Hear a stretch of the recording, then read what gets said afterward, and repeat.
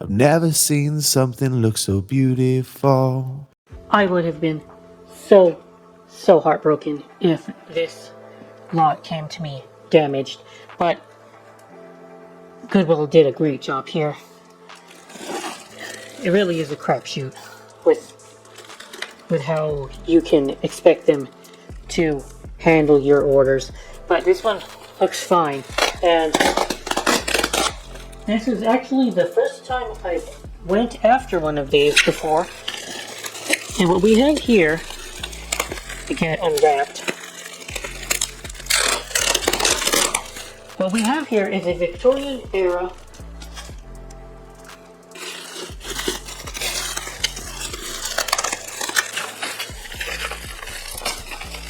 biscuit warmer. It opens up like this.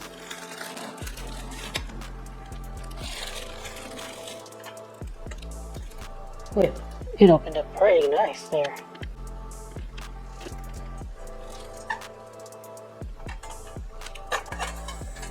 Oh, and then it slides down. Oh, that's so neat, guys. That is so sweet. Really enjoying looking at this.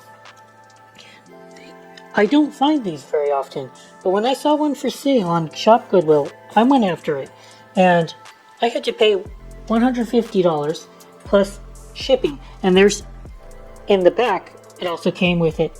That's another one of those domed breakfast warmers that I've been buying here and there. I'm up to, I think this will be the fourth one that I'm going to have in my store. None of them have sold yet, but I am confident that they will sell eventually. That's the thing about my merchandise. They can sit for a year or so before I am even worried. And that's just the nature of silver plate, guys. And that breakfast domed dish is made by Elkington, by the way. A very strong pattern, strong maker, and we're going to take a look at them in a minute. Let me just admire this for a little bit longer. So it does have a maker's mark somewhere.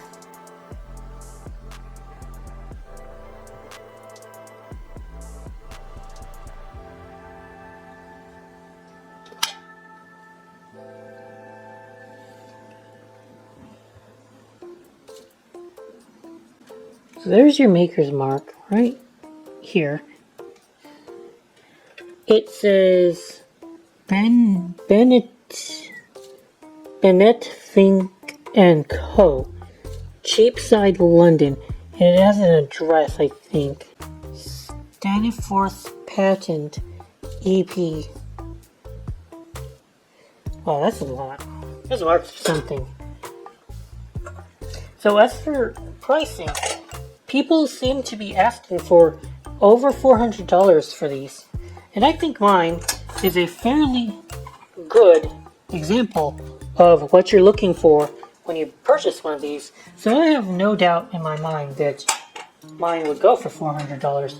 I just never actually got to see one in person. And it's a huge treat for me to have it and to show you all. A biscuit warmer.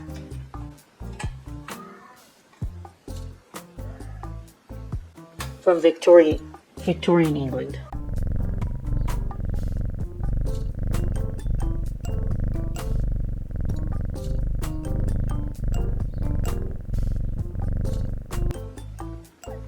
And here is the domed top piece I was talking about earlier, and I have something quite similar to this with Elkington, and it has, I think it was made by Elkington, and it had very beautiful feet as well. We're looking at what is clearly silver worn through, and we're looking at a lot of base metal here. So the silver has been worn through on this piece. It's still very, very pretty. This is a lot about how gorgeous, or what a great idea these makers had in choosing the base metal they were using. The inside does look better. We do have intact plating on the inside. And you know what, guys? I'm kind of sick of this, because the first time I was, well, I just got finished making a video about what I thought was ivory on a teapot that I had purchased. And when it rains, it pours, because now I have what I do believe to be ivory this time.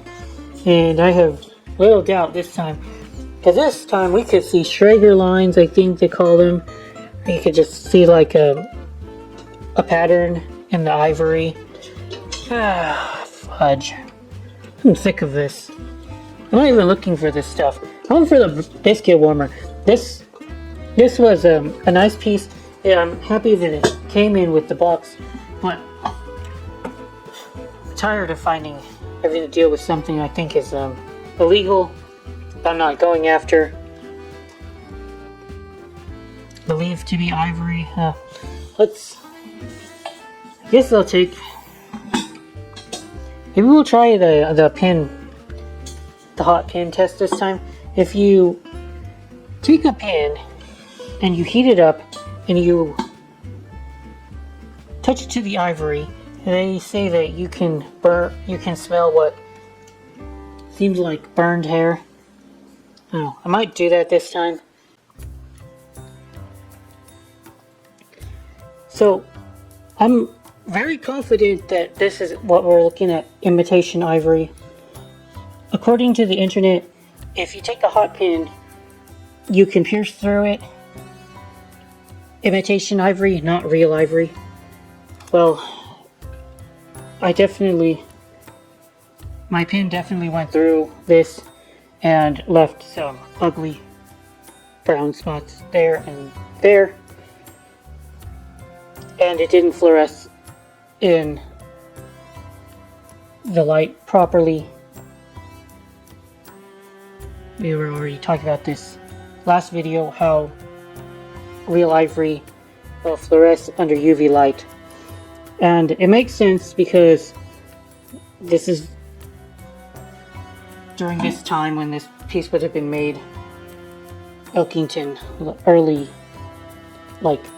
1900s. People were starting to make imitation ivory with resins and plastics. So, I think that's what it is. Unfortunately, these little marks are a little bit ugly, but I don't think they're that bad.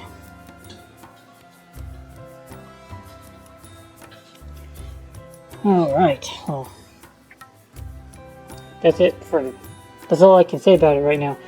I'm still probably not going to resell this because I don't think people will like it too much given the plate loss, but they might still buy it for $50. I would estimate retail is $50 to $100, and with intact plating I would say that price doubles, $100 to $200, even maybe a little bit more.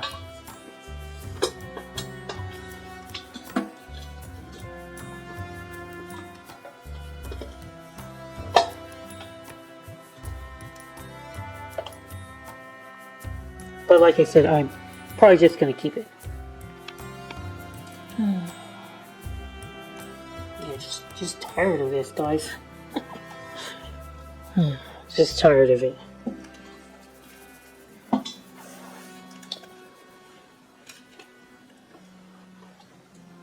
And for my fans who watch me for the real silver,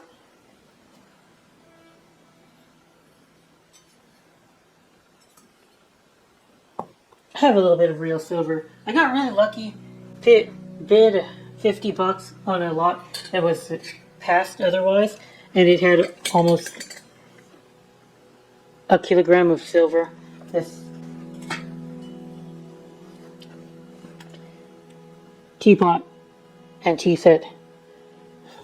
It's just got the creamer, the teapot. We're missing the sugar bowl, but the mark is. Had the mark earlier. J. Wagner and Sons. J. Wagner and Sons. We are unlikely to be able to get anything above melt value of silver here, and what appears to be, again, maybe ivory. I am so tired of this, guys. I'm so tired of this. Alright, well, I'll just keep the teapot, whatever. Just take the ivory off and throw it to the scrapyard as the silver buyer. I think that's what's going to happen with this teapot. Don't see being able to sell it above melt right now. Silver's too high. But what I am going to do, definitely going to keep this.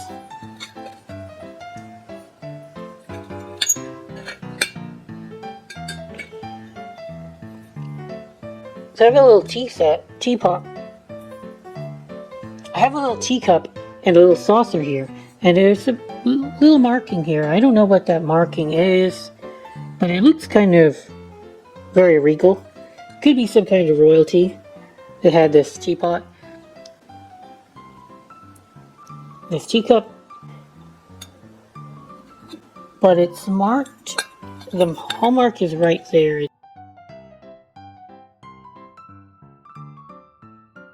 It's very small.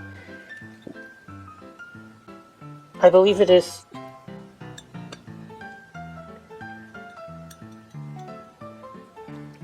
the Diane marking. Too difficult to see it. It's so small.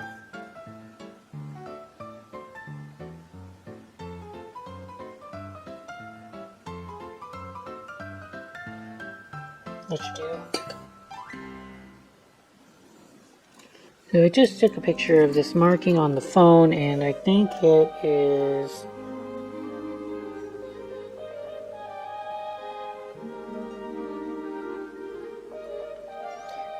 at first I thought that this was the Diane marking that would make this Austria-Hungarian silver. Now I'm not so sure.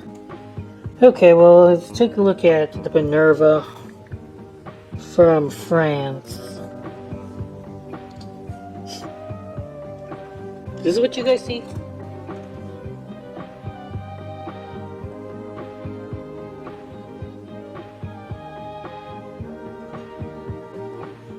I think it is. It's the Minerva from France.